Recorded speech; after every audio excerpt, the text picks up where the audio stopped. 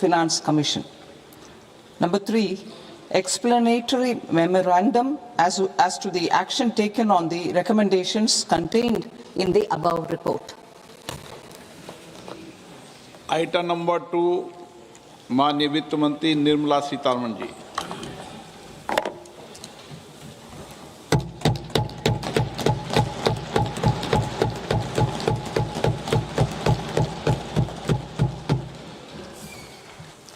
Honorable Speaker, sir, on the sacred occasion of Magh Purnima and the birth anniversary of Guru Ravidas, I present the budget for the year 2026-2027. Since we assumed office 12 years ago, India's economic trajectory has been marked by stability, fiscal discipline, sustained growth, and moderate inflation. This is the result of conscious choices we have made, even in times heightened uncertainty and disruption.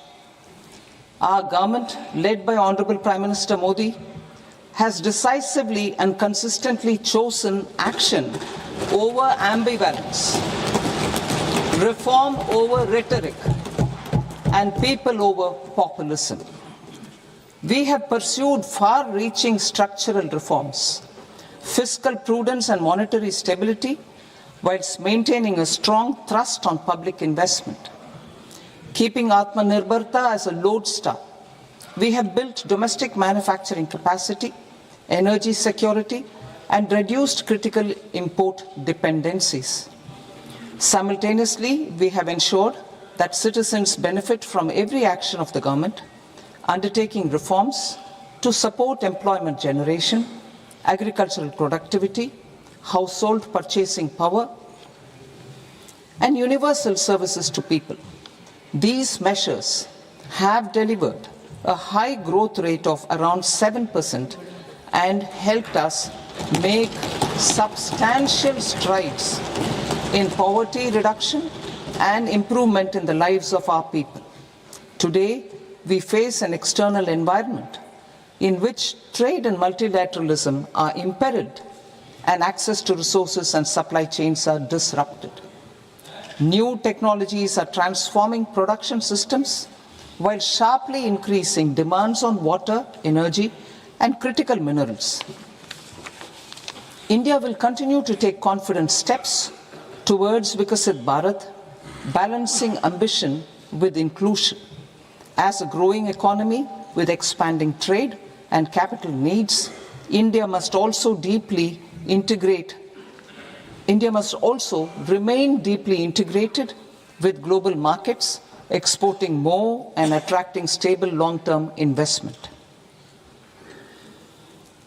As I begin Part A, I want to express my gratitude to the people for standing firmly with us as we forge our way together towards becoming one of the largest economies of the world.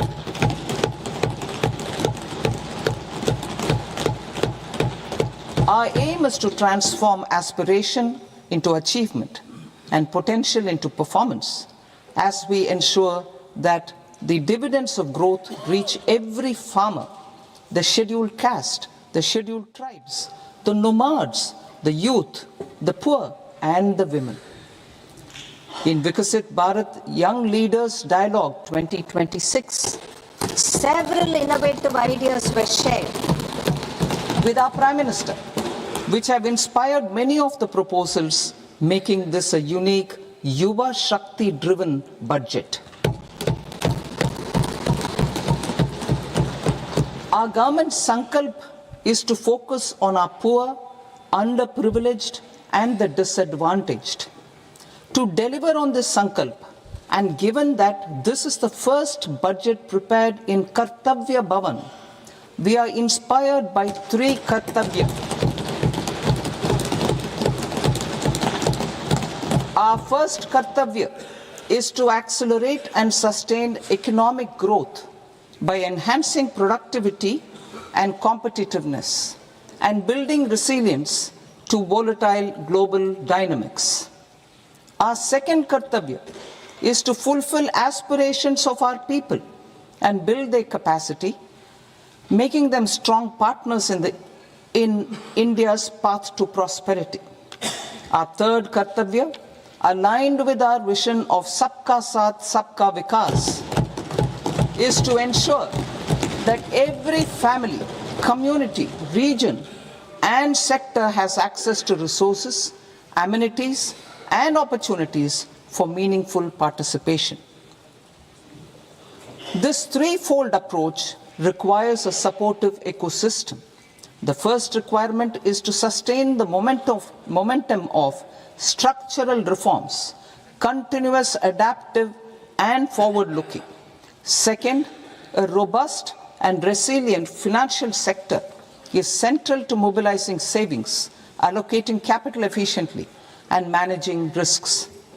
Third, cutting-edge technologies, including AI applications, can serve us as force multipliers for better governance. Reform Express. Our government has undertaken comprehensive reforms towards creating employment, boosting productivity, and accelerating growth. After the Prime Minister's announcement on Independence Day in 2025, over 350 reforms have been rolled out. This includes GST simplification, notification of labor codes, and rationalization of mandatory quality control orders. High-level committees have been formed, and in parallel, the central government is working with the state governments on deregulation and reducing compliance requirements. The Reform Express is well on its way and will maintain its momentum to help us fulfill our kartavya. I now move to specific proposals. Under our first kartavya, to accelerate and sustain economic growth, I propose interventions in 6 areas. 1. Scaling up manufacturing in 7 strategic and frontier sectors. 2. Rejuvenating legacy industrial sectors. 3. Creating champion MSMEs. 4. Delivering a powerful push for infrastructure. 5. Ensuring long-term security and stability. And 6. Developing city economic regions. Scaling up of manufacturing in 7 strategic and frontier sectors. Biopharma Shakti, meaning biopharma strategy for health advancement through knowledge, technology, and innovation. India's disease burden is observed to be shifting towards non-communicable diseases like diabetes, cancer, and autoimmune disorders. Biologic medicines are key to longevity and quality of life at affordable costs. To develop India as a global biopharma manufacturing hub,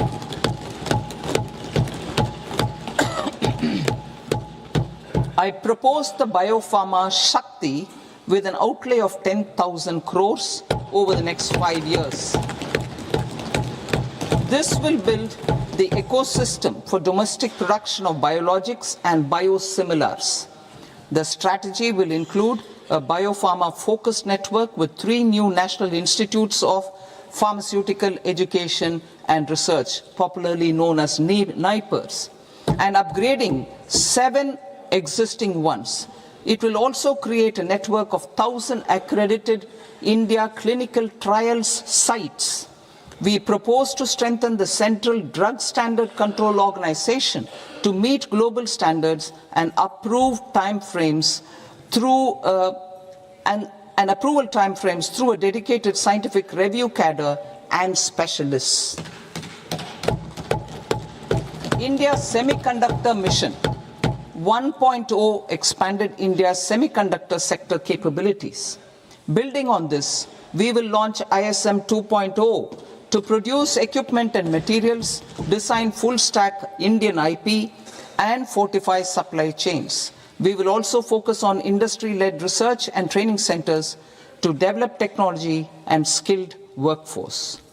The Electronics Components Manufacturing Scheme, launched in April 2025 with an outlay of 22,919 crores, already has investment commitments at double the targets.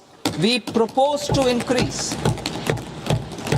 the outlay to 40,000 crores to capitalize on this momentum.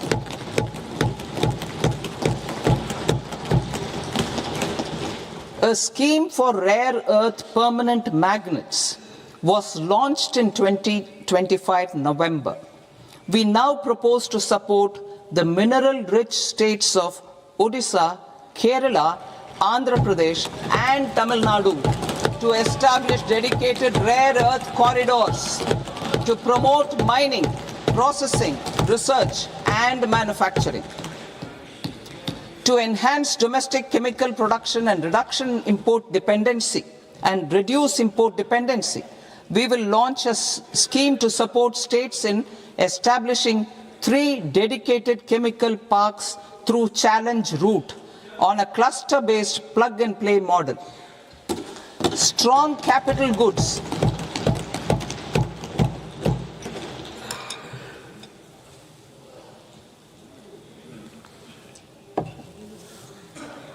Strong capital goods capability is a determinant of productivity and quality across different sectors.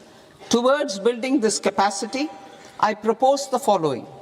High-tech tool rooms will be established by central public sector enterprises at 2 locations as digitally enabled automated service bureaus that locally design, test and manufacture high-precision components at scale and at lower cost.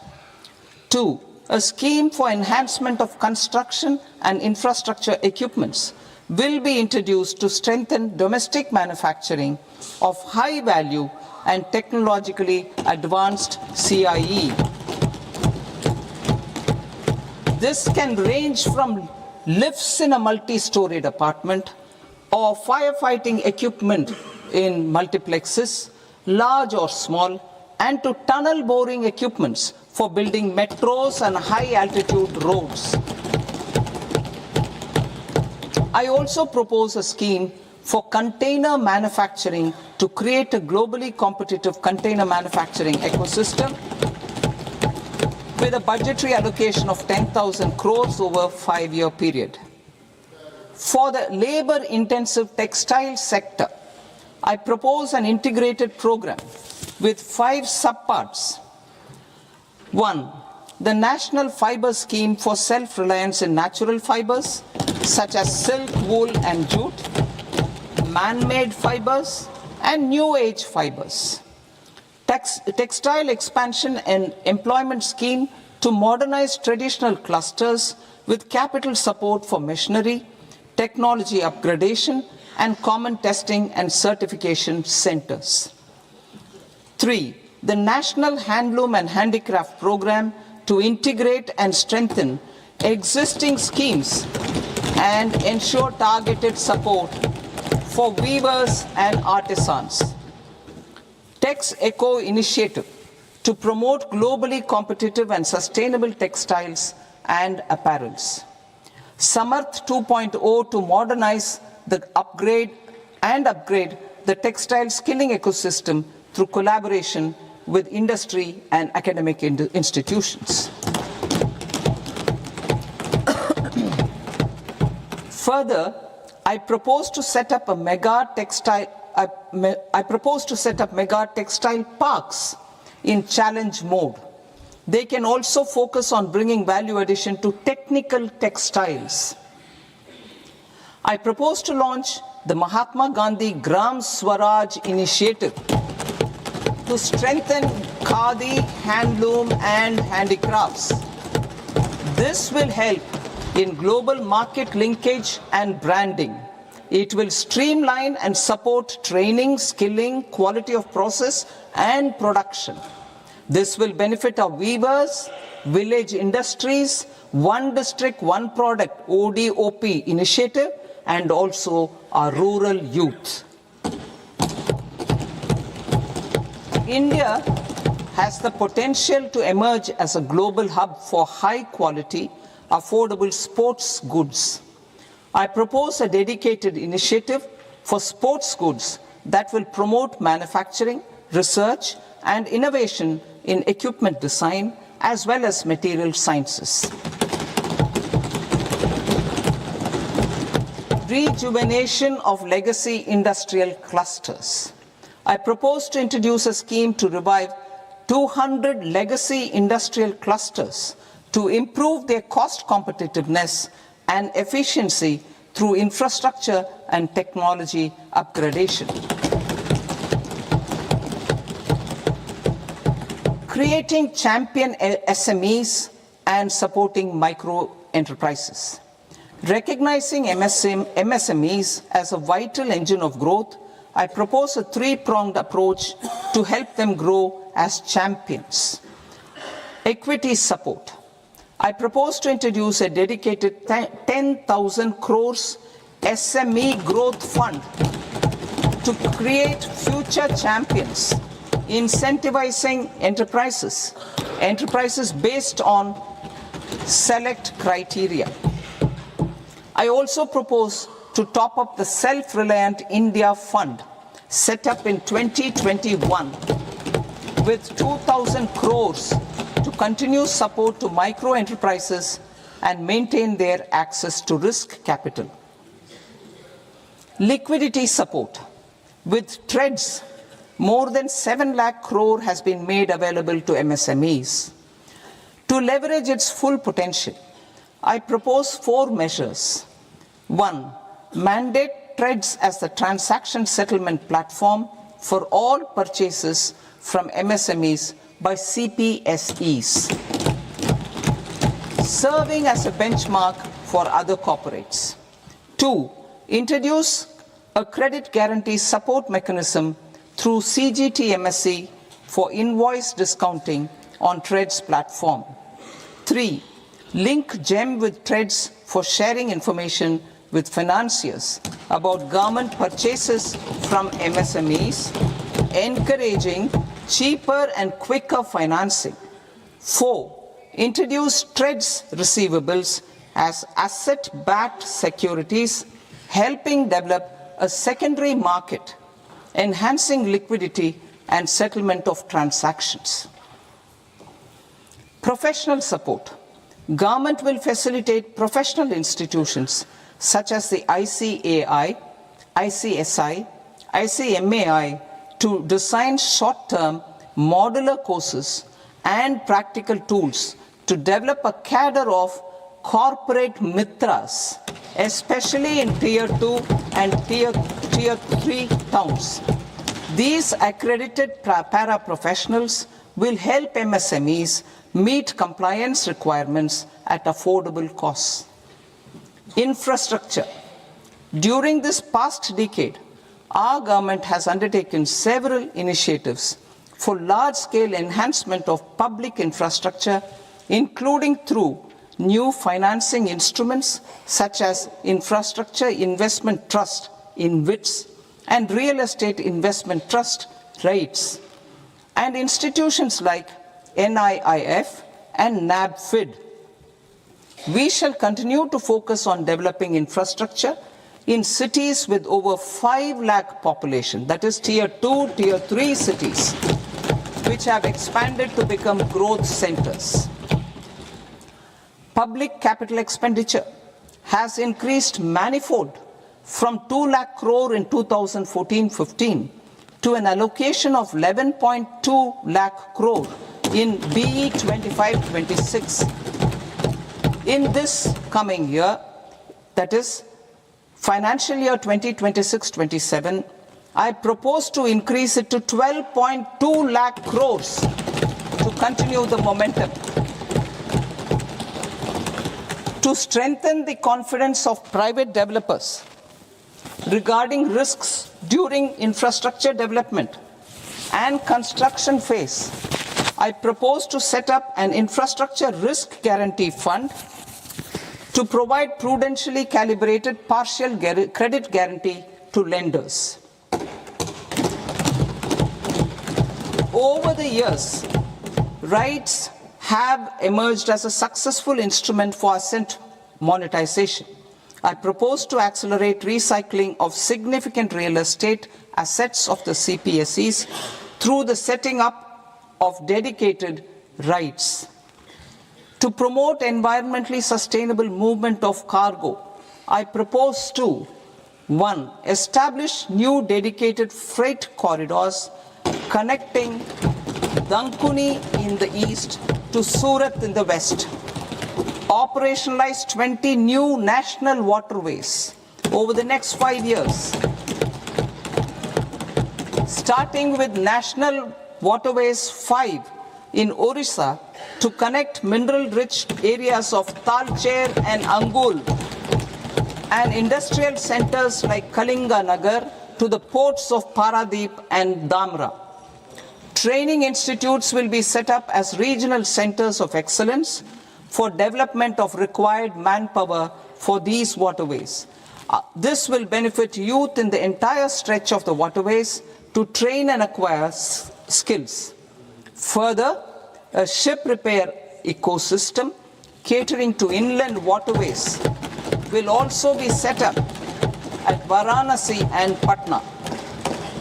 And C, launch a coastal cargo promotion scheme for incentivizing a modal shift from rail to road to increase the share of inland waterways and coastal shipping from 6% to 12% by 2047. To enhance last mile and remote connectivity and promote tourism, I propose to give incentives to indigenize manufacturing of seaplanes. A seaplane VGF scheme will be also introduced to provide support for operations. Carbon capture, utilization and storage. Aligning with the roadmap launched in December 2025, the carbon capture, utilization and storage technologies at scale will achieve higher readiness and in end-use application across 5 industrial sectors, including power, steel, cement, refineries, and chemicals. An outlay of 20,000 crore is proposed over the next 5 years for this purpose. City economic regions. Cities are India's engines of growth, innovation, and opportunities. We shall now focus on Tier 2, Tier 3 cities, and even temple towns, which need modern infrastructure and basic amenities. This budget aims to further amplify the potential of cities to deliver the economic power of agglomerations by mapping city economic regions based on their specific growth drivers. An allocation of 5,000 crore per CER over 5 years is proposed for implementing their plans through a challenge mode with a reform-cum-result-based financing mechanism. In order to promote environmentally sustainable passenger systems, we will develop 7 high-speed rail corridors between cities as growth connectors, namely Mumbai to Pune, Pune to Hyderabad, Hyderabad to Bengaluru, Hyderabad to Chennai, Chennai to Bengaluru, Delhi to Varanasi, Varanasi to Siliguri.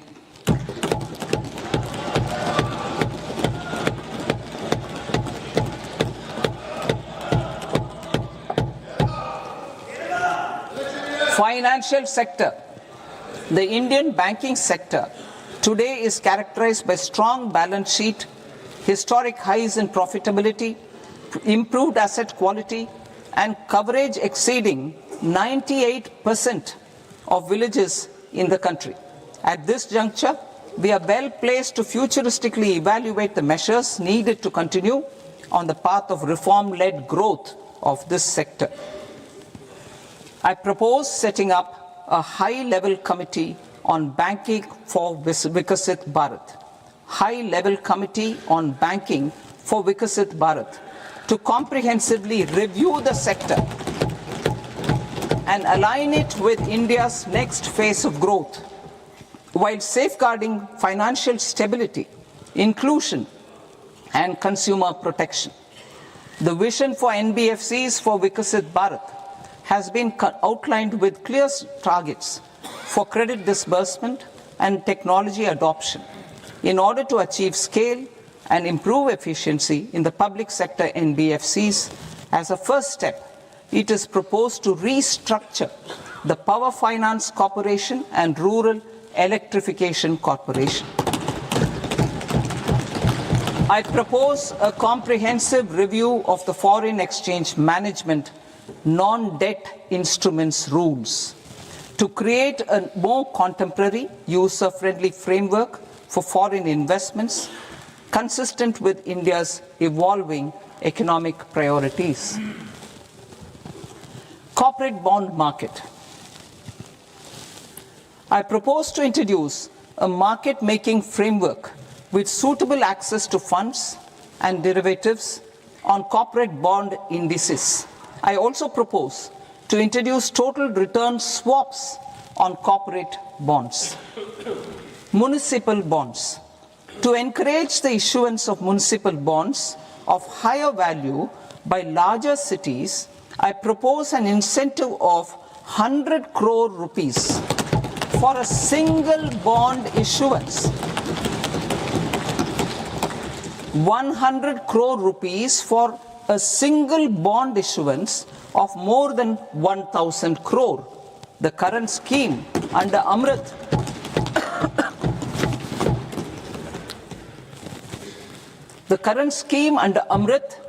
which incentivizes issuances up to 200 crores only, will also continue to support smaller and medium towns. That will also continue to support the smaller and medium towns. Ease of doing business. Individual persons resident outside India, PROI, will be permitted to invest in equity instruments of listed Indian companies through the Portfolio Investment Scheme.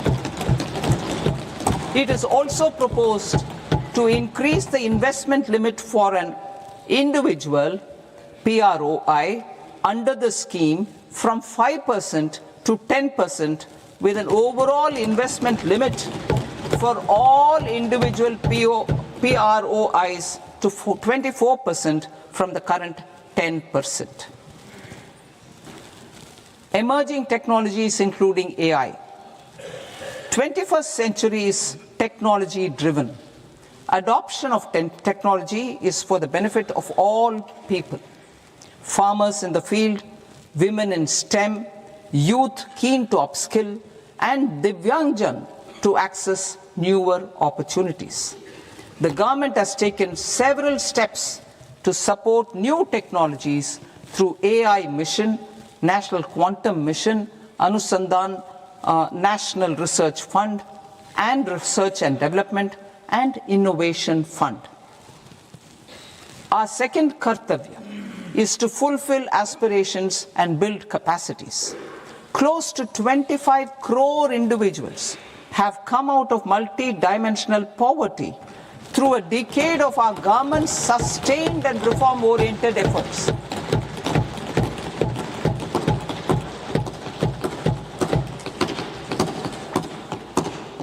Our government has therefore decided to place a renewed emphasis on the service sector to provide a pathway to fulfilling aspirations of a youthful India with the following measures. I propose to set up a high-powered education to employment and enterprises standing committee to recommend measures that focus on services sector as a core driver of Vikasit Bharat. This will make us a global leader in services with a 10% global share by 2047. The committee will prioritize areas to optimize the potential for growth, employment, and exports.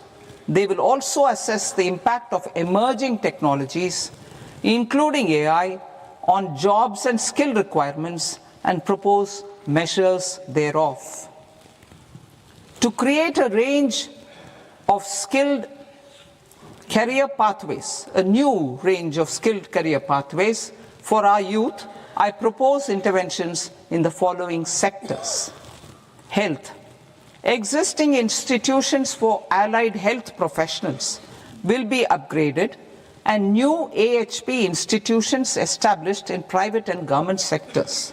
This will cover 10 selected disciplines, including optometry, radiology, anesthesia, OT technology, applied psychology and behavioral health, and add 1 lakh AHPs over the next 5 years. A strong care system covering geriatric and allied care services will be built. A variety of NSQF aligned programs will be developed to train multi-skilled caregivers, combining core care and allied skills such as wellness, yoga, and operation of medical assistive devices. In the coming year, 1.5 lakh caregivers will be trained.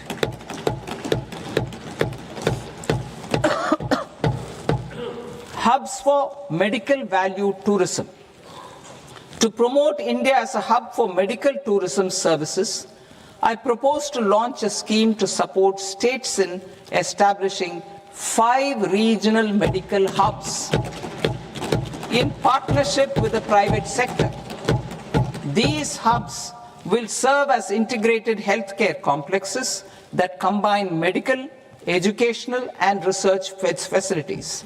They will have Ayush centers, medical value tourism facilitation centers, and infrastructure for diagnostics, post-care, and rehabilitation. These hubs will provide diverse opportunities, job opportunities for health professionals, including doctors and AHPs. Ancient Indian yoga, already respected in several parts of the world, was given a mass global recognition when Honorable Prime Minister took it to the UN. Post-COVID, Ayurveda gained a similar global acceptance and recognition. Exporting quality Ayurveda products helps farmers who grow the herbs and youth who process the products. To meet growing global demand, a few more steps are being taken. I propose to 1. Set up 3 new All India Institutes of Ayurveda. 2. Upgrade Ayush pharmacies and drug testing labs for higher standards of certification ecosystem and make available more skilled personnel. 3. Upgrade the WHO Global Traditional Medicine Center in Jamnagar to bolster evidence-based research, training, and awareness for traditional medicine. Animal husbandry. Livestock contributes to close to 16% of farm income, including of poor and marginal households. To scale up availability of veterinary professionals by more than 20,000, I propose to roll out a loan-linked capital subsidy support scheme for establishment of veterinary and para-veterinary colleges, veterinary hospitals, diagnostic laboratories, and breeding facilities in private sector.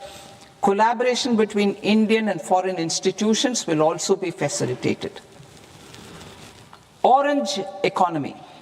India's animation, visual effects, gaming and comics sector, AVGC sector, is a growing industry projected to require 2 million professionals by 2030. I propose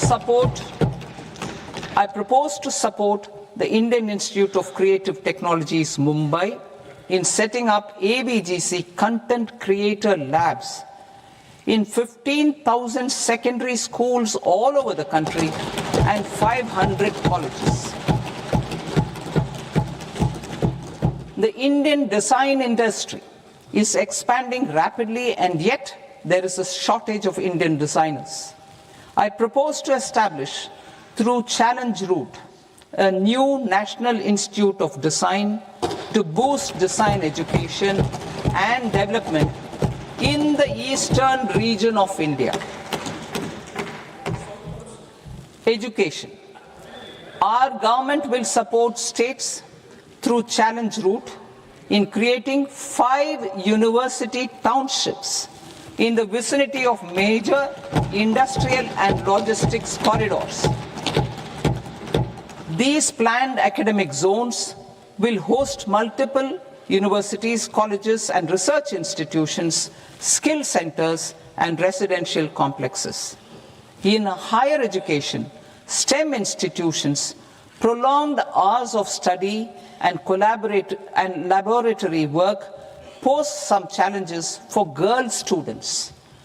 Through VGF, Viability Gap Funding and capital support, one girls' hostel will be established in every district.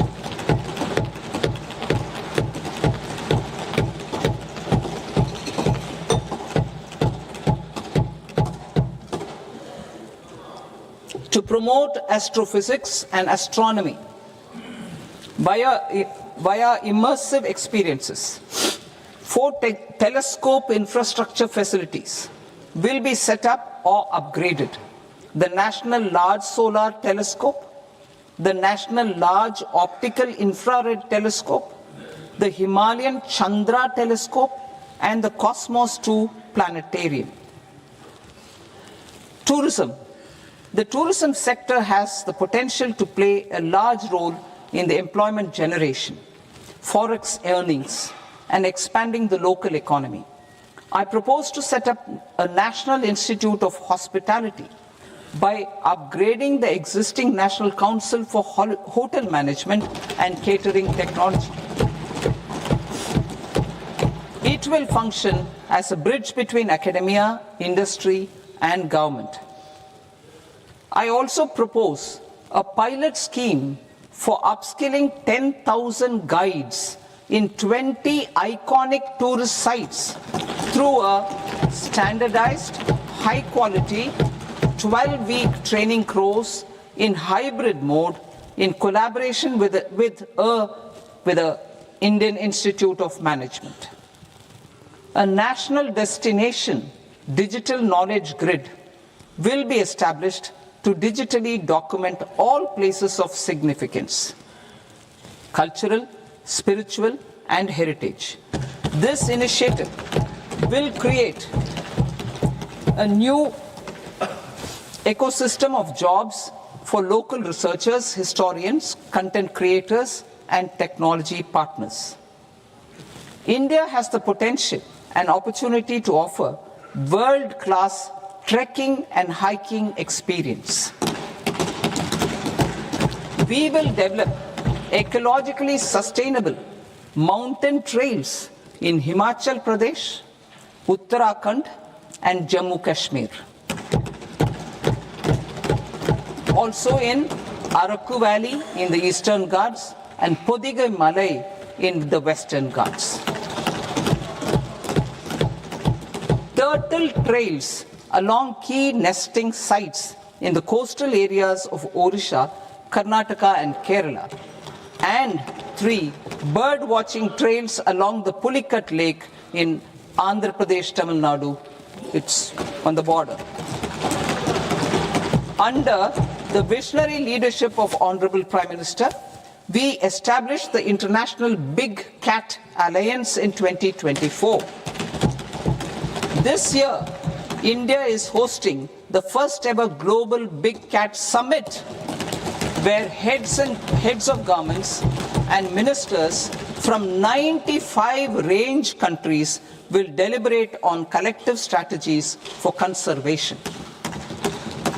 Heritage and culture tourism. I propose to develop 15 archaeological sites, including Lothal, Dolavira, Rakhi Gadi, Adichanallur, Saranath, Hastinapur, and Leh Palace, into vibrant experiential cultural destinations. Excavated landscapes will be open to the public through curated walkways. Immersive storytelling skills and technologies will be introduced to help conservation labs, interpretation centers, and guides. The sports sector provides multiple means of employment, skilling, and job opportunities. Taking forward the systematic nurturing of sports talent, which is set in motion through the Khelo India program earlier, I propose to launch a Khelo India mission to transform the sports sector over the next decade. The mission will facilitate an integrated talent development pathway supported by training centers, which are foundational, intermediate, and elite levels. B, systematic development of coaches and support staff. C, integration of sports science and technology. D, competitions and leagues to promote sports culture and provide platforms.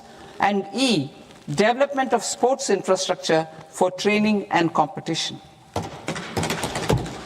Our third Kartavya aligns with our vision of Sabka Saath, Sabka Vikas towards Vikasit Bharat. This requires targeted efforts for 1. Increasing farmer incomes through productivity enhancement and entrepreneurship, with special attention to small and marginal farmers. B. Empowering Divyangjan through access to livelihood opportunities, training, and high-quality assistive devices. C. Empowering the vulnerable to access mental health and trauma care. D. Focus on the Purvodaya states and the Northeast region to accelerate development and employment opportunities. Fisheries. We will undertake initiatives for integrated development of 500 reservoirs and Amrit Sarovars. 2. Strengthen the fisheries value chain in coastal areas and enable market linkages involving startups and women-led groups together with fish farmer producer organizations. Animal husbandry. To provide quality employment opportunities in rural and peri-urban areas, we will support the animal husbandry sector in entrepreneurship development through A. A credit-linked subsidy program. B. Scaling up and modernization of livestock enterprises. C. Enhanced creation of livestock, dairy, and poultry. Enhanced creation of livestock, dairy, and poultry-focused integrated value chains. And D. Encourage creation of livestock farmer-producer organizations. High-value agriculture. To diversify farm outputs, increase productivity, enhance farmers' incomes, and create new employment opportunities, we will support high-value crops such as coconut, sandalwood, cocoa, cashew in the coastal areas, agar trees in Northeast, and nuts such as almonds, walnuts, and pine nuts in our hilly regions. These, all of them, will be supported. India is the world's largest producer of coconuts. About 30 million people, including nearly 10 million farmers, depend on coconuts for their livelihood. To further enhance competitiveness in coconut production, I propose a coconut promotion scheme to increase production and enhance productivity through various interventions, including replacing and non-productive trees with new saplings or plants or varieties in major coconut growing states. A dedicated program is proposed for Indian cashew and cocoa to make India self-reliant in raw cashew and coconut production and processing, enhance export competitiveness, and transform Indian cashew and Indian cocoa into premium global brands by 2030. Sandalwood. Sandalwood is closely linked to India's social and cultural heritage. Our government will partner with state governments to promote focused cultivation and post-harvest processing to restore the glory of the Indian sandalwood ecosystem, to rejuvenate old, low-yielding orchards and expand high-density cultivation of walnuts, almonds, and pine nuts. We will support a dedicated program to enhance farmer incomes and in bringing value addition by engaging youth. Bharat Vistar, that is virtually integrated system to access agricultural resources. I propose to launch Bharat Vistar, a multilingual AI tool that shall integrate the AgriStack portals and the ICAR package on agricultural practices with AI systems.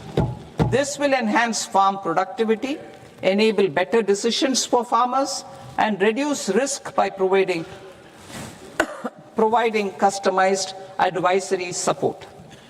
She Marts for rural women-led enterprises. Building on the success of Lakpati Didi program, I propose to help women take the next step from credit-linked livelihoods to being owners of enterprises. Self-help entrepreneur, She Marts will be set up as community-owned retail outlets within the cluster-level federations through enhanced and innovative financing instruments. Empowering Divyangjan. Divyangjan Kaushal Yojana. Information technology, AVGC sectors, hospitality and food and beverages sectors often offer task-oriented and process-driven roles which are suitable for Divyangjan. We will ensure dignified livelihood opportunities through industry-relevant and customized training specific to each Divyangjan group. Divyang Sahara Yojana. Timely access to high-quality assistive devices for all eligible Divyangjan is a fundamental need. I propose to 1. Support the Artificial Limbs Manufacturing Corporation of India, Alimco, to set up and to scale up production of assistive devices, invest in R&D and AI integration, strengthen PM Divyasha Kendras, and support setting up of assistive technology marts as modern retail style centers where Divyangjan and senior citizens can see, try and purchase assistive products. Reaffirming our commitment to mental health and trauma care. There are no national institutes for mental health care in North India. We will therefore set up a NIMHANS 2 and also upgrade national mental health institutes in Ranchi and in Tezpur as regional apex institutions. Emergencies expose families, particularly the poor and vulnerable, to unexpected expenditure. We will strengthen and increase these capacities by 50% in district hospitals by establishing emergency and trauma care centers. Focus on Purvodaya states and northeastern regions. Purvodaya. I propose the development of an integrated East Coast industrial corridor with a well-connected node at Durgapur, creation of 5 tourism destinations in 5 Purvodaya states, and the provision of 4,000 e-buses. Buddhist sites in northeastern region. The northeastern region is a civilizational confluence of Theravada and Mahayana or Vajrayana traditions. I propose to launch a scheme for development of Buddhist circuits in Arunachal Pradesh, Sikkim, Assam, Manipur, Mizoram and Tripura. The scheme will cover preservation of temples and monasteries, pilgrimage interpretation centers, connectivity and pilgrim amenities. 16th Finance Commission. On 17th November 2025, the 16th Finance Commission submitted its report to the President. As mandated under Article 281 of the Constitution, the government is to lay the report along with the explanatory memorandum on the action taken report on the recommendations of the Commission in Parliament, which, Sir, Honourable Speaker, you've allowed me to do at the commencement of this session. The government has accepted the recommendation of the Commission to retain the vertical share of devolution at 41%. As recommended by the Commission, I have provided 1.4 lakh crores of rupees to the states for the year 2026-2027 as Finance Commission grants. These include rural and urban local body and disaster management grants. Fiscal consolidation. Government has been delivering on our fiscal commitments consistently without compromising on social needs. To strive towards accepted standards of fiscal management in Budget 25-26, I had indicated that the central government would target reaching a debt to GDP ratio of 50 plus or minus 1% by 2030-31. In line with this, the debt to GDP ratio is estimated to be 55.6% of GDP in BE 26-27, compared to 56.1% of GDP in RE 25-26. A declining debt to GDP ratio will gradually free up resources for priority sector lending and expenditure by reducing the outgo on interest payments. One of the main operational instruments for debt targeting is the fiscal deficit.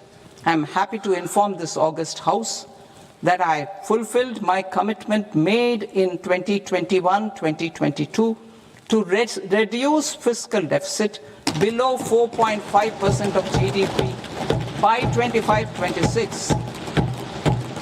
In RE 25-26, the fiscal deficit has been estimated at par with BE of 2025-26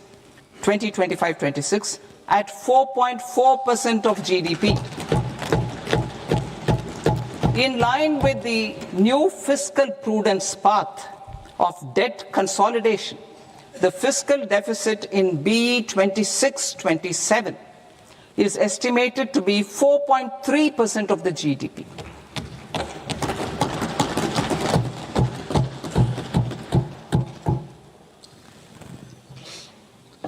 The revised estimates of the non-debt receipts are 34 lakh crore rupees, of which the centre's net tax receipts are 26.7 lakh crore. The revised estimate of the total expenditure is 49.6 lakh crore rupees, of which the capital expenditure is about 11 lakh crores. Budget estimates 2026 to 2027. Coming to 26-27, the non-debt receipts and the total expenditure are estimated as 36.5 lakh crore and 53.5 lakh crore respectively. The centre's net tax receipts are estimated at 28.7 lakh crore rupees.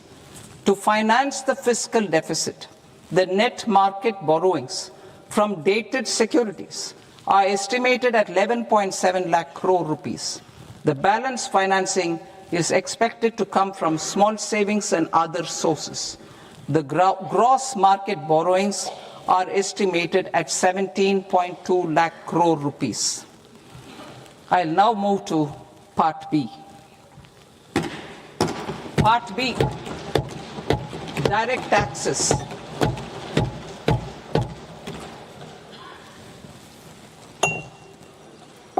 Honorable Speaker, sir, I now present my proposals on direct taxes. New Income Tax Act. In July 2024, I announced a comprehensive review of the Income Tax Act 1961. This was completed in a record time, and the Income Tax Act 2025 will come into effect from 1st April 2026.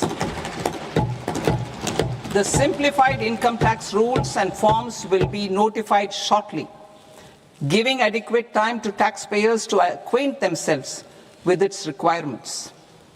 The forms have been redesigned such that ordinary citizens can comply without difficulty. Ease of living.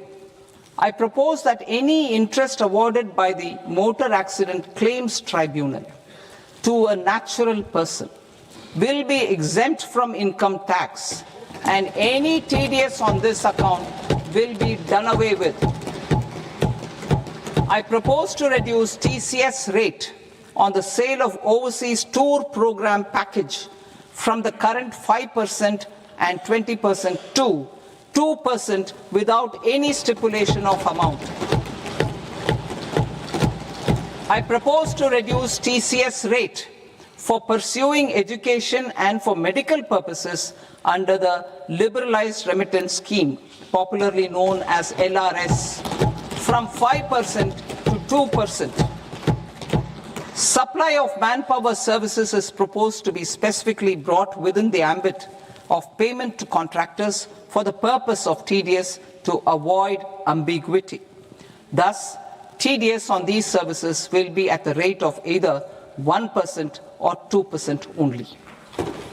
I propose a scheme for small taxpayers wherein a rule-based automated process will enable obtaining a lower or nil deduction certificate instead of filing an application with the assessing officer. For the ease of taxpayer holding securities in multiple companies, I propose to enable depositories to accept Form 15G or Form 15H from the investor and provide it directly to various relevant companies. I propose to extend time available for revising returns from 31st December to up to 31st March with the payment of a nominal fee. I also propose to stagger the timeline for filing of tax returns. Individuals with ITR 1 and ITR 2 returns will continue to file till 31st July, and non-audit business cases or trusts are proposed to be allowed time till 31st August. TDS on sale of immovable property by a non-resident is proposed to be deducted and deposited through resident buyers and his or her PAN-based challan instead of requiring a TAN, which is a temporary accounting number. To address practical issues of small taxpayers like students, young professionals, tech employees, relocated NRIs, and such others, I propose to introduce a one-time 6-month foreign asset disclosure scheme for these taxpayers to disclose income or assets below a certain size. This scheme would be applicable for two categories of taxpayers, namely, A, who did not disclose their overseas income or assets, and B, who disclosed their overseas income and or paid due tax but could not declare the asset acquired.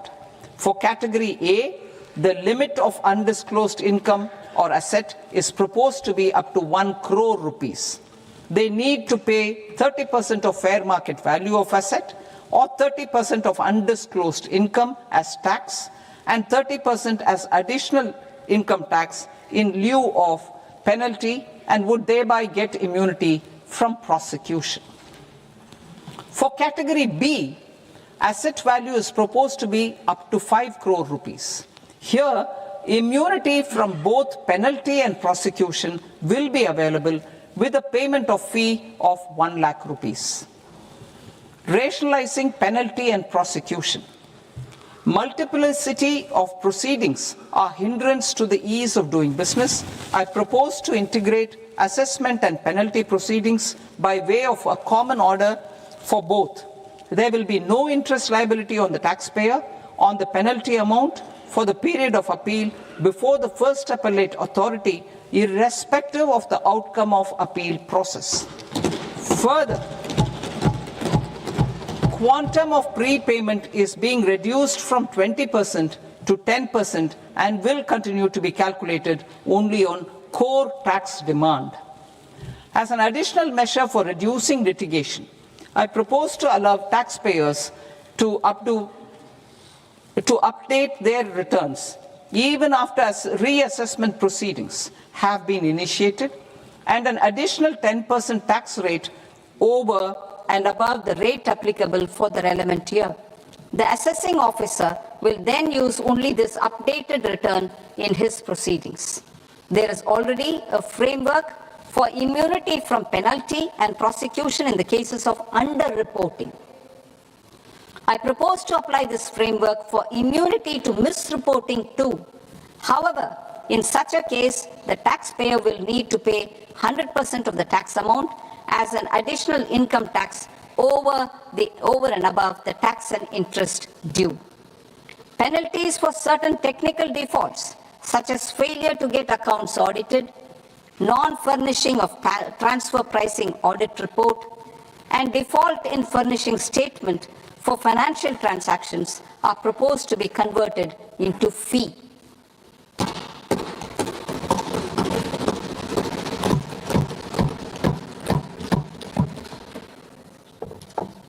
I propose to rationalize prosecution framework under Income Tax Act while maintaining a careful balance for deterrence in some serious offence.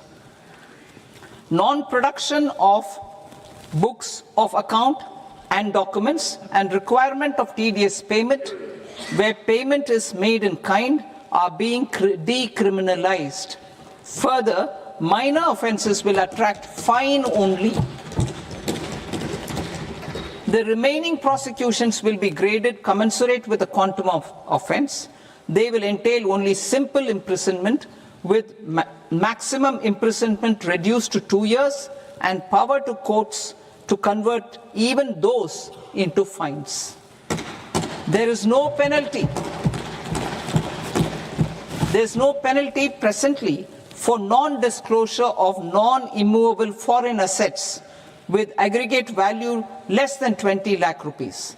I propose to also provide them with immunity from prosecution with retrospective effect from 1/10/2024.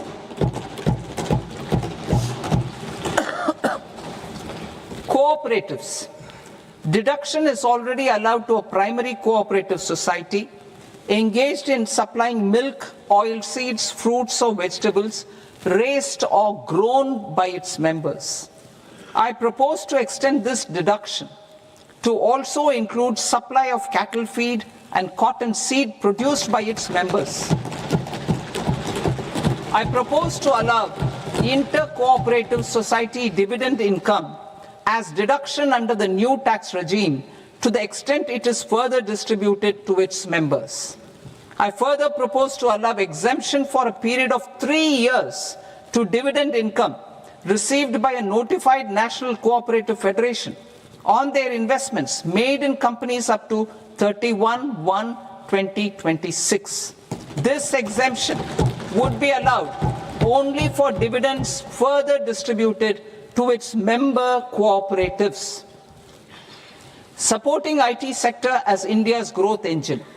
India is a global leader in software development services, IT-enabled services, knowledge process outsourcing services, and contract R&D services relating to software development. These businesses and their segments are quite interconnected with each other.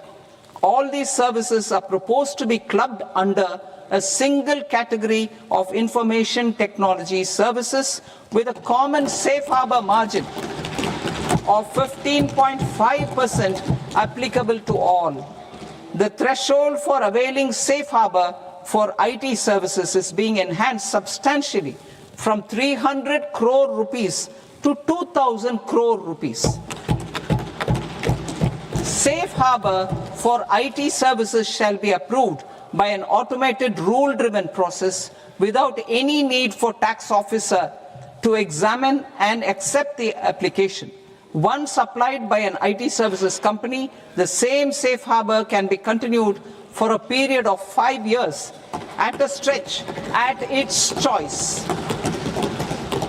For IT services companies who want to conclude advanced pricing agreement, APA, I propose to fast-track unilateral APA process for IT services and endeavor to conclude it within a period of 2 years.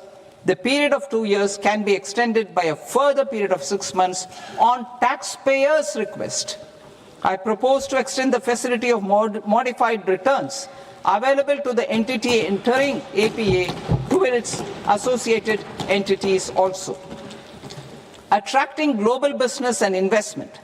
Recognizing the need to enable critical infrastructure and boost investment in data centers, I propose to provide tax holiday till 2047 to any foreign company that provides cloud services to customers globally by using data center services from India.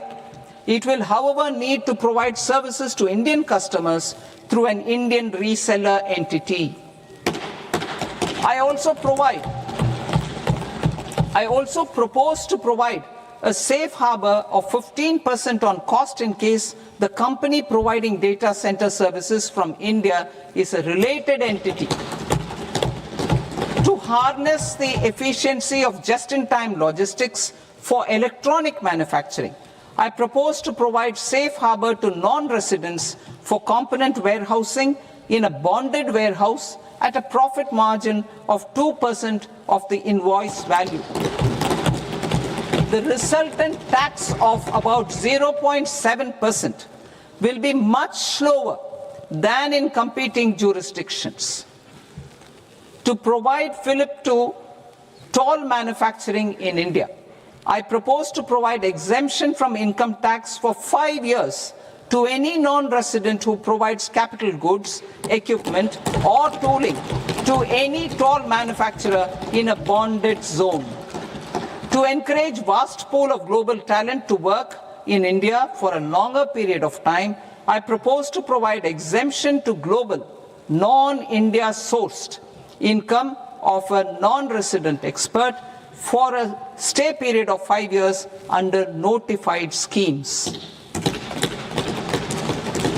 I propose to provide exemption from minimum alternate tax, the MAT, to all non-residents who pay tax on presumptive basis. Tax administration. I propose to constitute a joint committee of Ministry of Corporate Affairs and Central Board of Direct Taxes for incorporating the requirements of income computation and disclosure standards, the ICDS, in the Indian Accounting Standards, IND AS itself. Separate accounting requirement based on ICDS will be done away with from the tax year 27-28. To support Prime Minister Modi's vision of homegrown accounting and advisory firms to become global leaders, I propose to rationalize the definition of accountant for the purposes of safe harbor rules.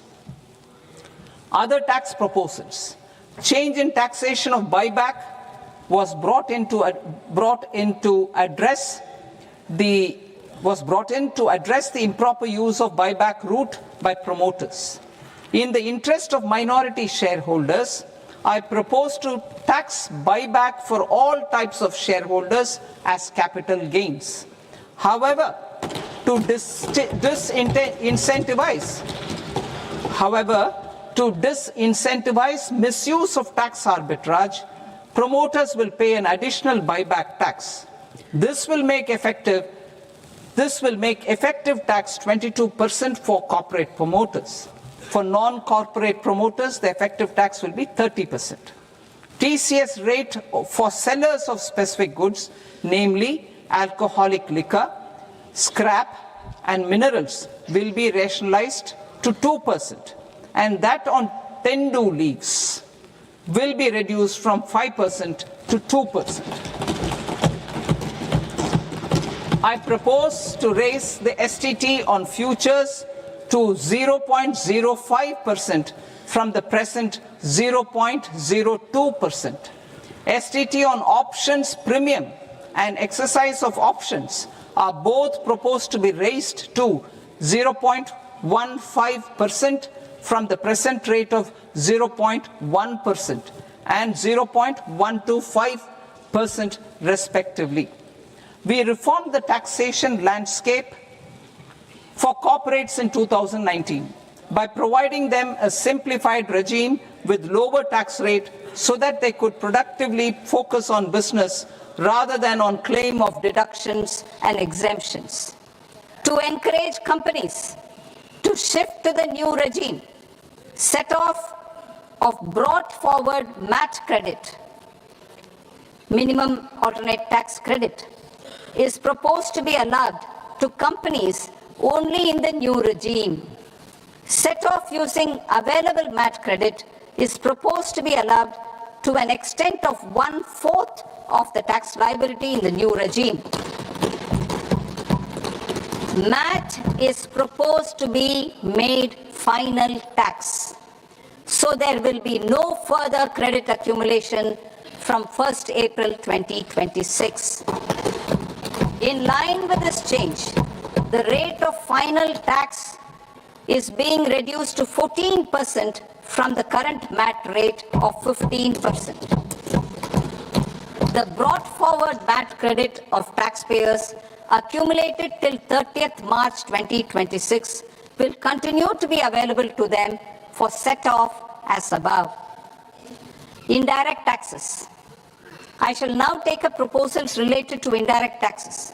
My proposals for customs and central excise aim to further simplify the tariff structure, support domestic manufacturing, promote export competitiveness, and correct inversion in duty.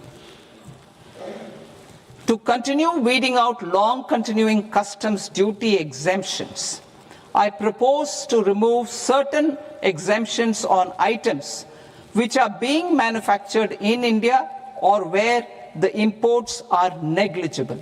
Similarly, to further simplify the process of ascertaining the rate of duty applicable on a particular item, I propose to incorporate certain effective rates in various customs notifications to the tariff schedule itself. I shall now take up sector-specific proposals. Promotion of exports of marine, leather, and textile products. I propose to increase the limit for duty-free imports of specified inputs used for processing seafoods for export from the current 1% to 3% of FOB value of the previous year's export turnover. I also propose to allow duty-free imports of specified inputs, which is currently available for exports of leather or synthetic footwear, to exports of shoe uppers as well. I propose to extend the time period for export of final product from the existing 6 months to 1 year for exporters of leather or textile garments, leather or synthetic footwear, and other leather products. Energy transition and security. I propose to extend the basic customs duty exemption given to capital goods used for manufacturing lithium-ion cells for batteries to those used for manufacturing lithium-ion cells for battery energy storage systems also. I propose to exempt basic customs duty on import of sodium antimonate for use in manufacture of solar glass. Nuclear power. I propose to extend the existing basic customs duty exemption on imports of goods required for nuclear power projects till the year 2035 and expand it for all nuclear plants irrespective of their capacity. Critical minerals. It is proposed to provide basic customs duty exemption to the import of capital goods required for the processing of critical minerals in India. Biogas blended CNG. I propose to exclude the entire value of biogas while calculating the central excise duty payable on biogas blended CNG.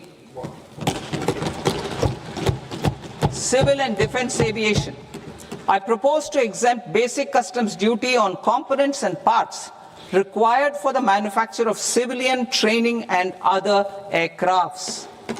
It is proposed to exempt basic customs duty on raw materials imported for the manufacture of parts of aircraft to be used in maintenance, repair, or overall requirements by units in the defense sector. Electronics. To deepen value addition in the consumer electronics sector, I propose to exempt basic customs duty on specified parts used in the manufacture of microwave ovens. Special economic zone.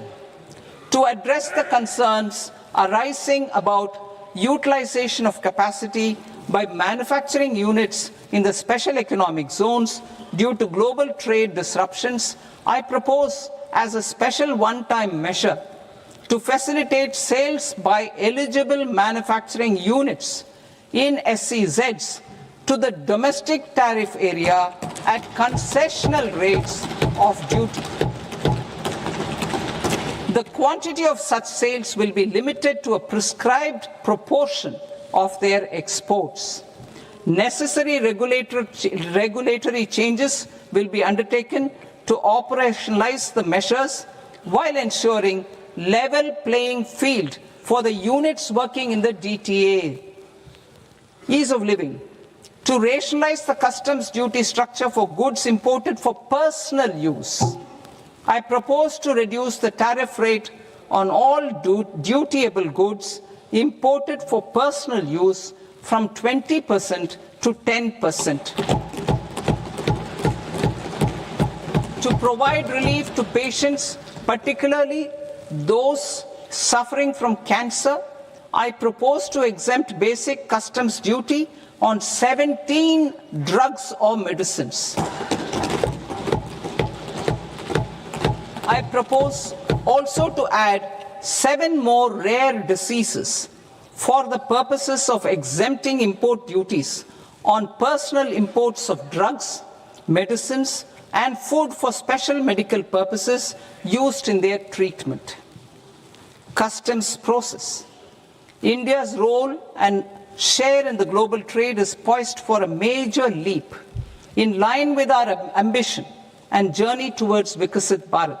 In this regard, I propose many measures for custom processes to have minimal intervention for smoother and faster movement of goods and greater certainty to the trade. Trust-based systems. I propose to enhance duty deferral period for Tier 2 and Tier 3 authorized economic operators, known as AEOs, from 15 days to 30 days. I propose to provide eligible manufacturer importers the same duty deferral facility. This should encourage them to get themselves accredited as a full-fledged Tier 3 AEO in due course. To provide greater certainty and for better business planning, I propose to extend validity period of advance ruling binding on customs from the present 3 years to 5 years. In the spirit of the whole of government approach,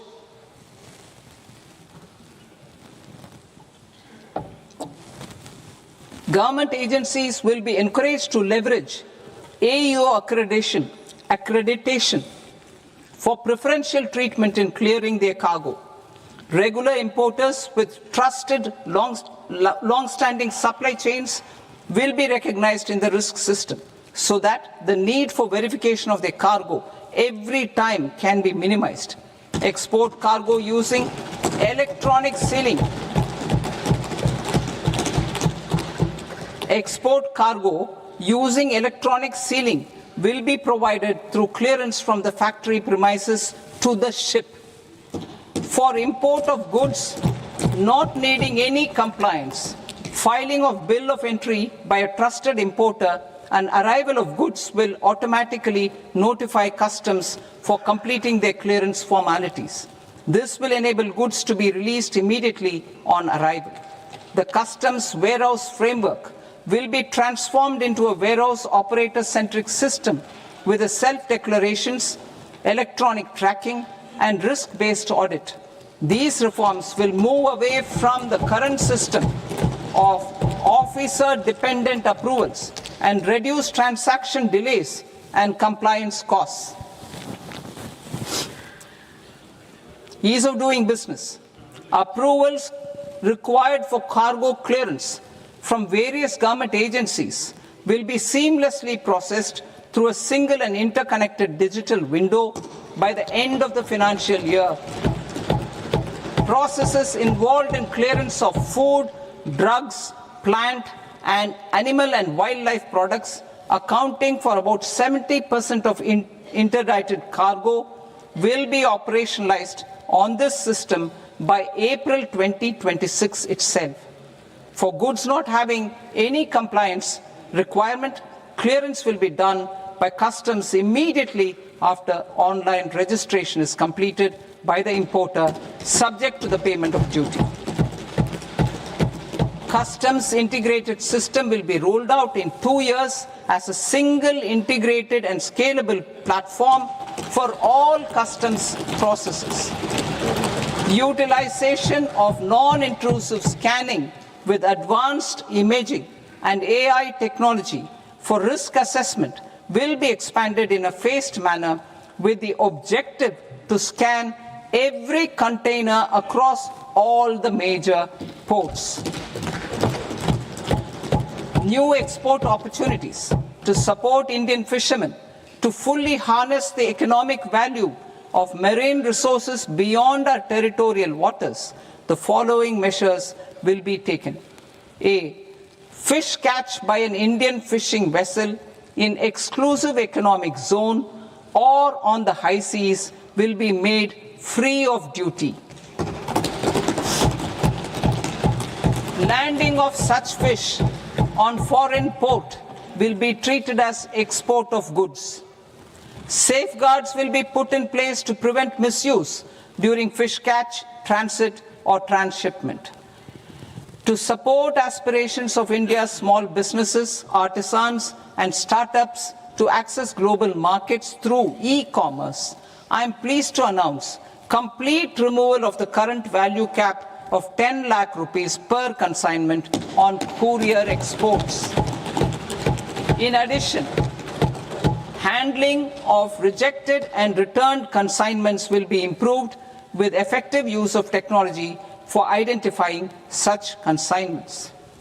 I propose to revise provisions governing baggage clearance during international travel to address genuine concerns of passengers. The revised rules will enhance duty-free allowances in line with the present-day travel realities and provide clarity in temporary carriage of goods brought in or taken out. There are honest taxpayers who are willing to settle disputes by paying all their dues, but they get deterred due to negative connotation associated with penalty. They will now be able to close cases by paying an additional amount in lieu of penalty. Honorable Speaker, sir, with this, I commend the budget to this august House. Jai Hind.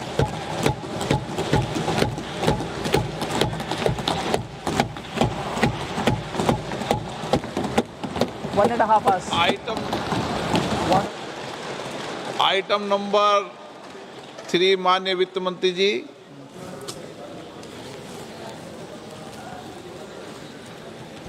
Item number 2, sir. 3.